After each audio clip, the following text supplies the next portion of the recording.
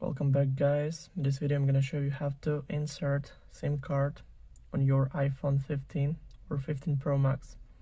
So first thing first, in the newest iPhones there is no SIM card slot, so you can't use physical SIM card.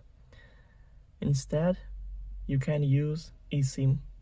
So for that, just go to settings,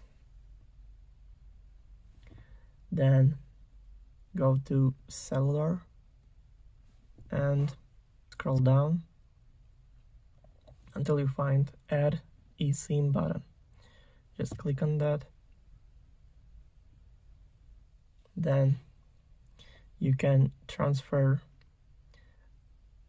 your physical SIM or eSIM from your old iPhone, or use QR code from your mobile provider.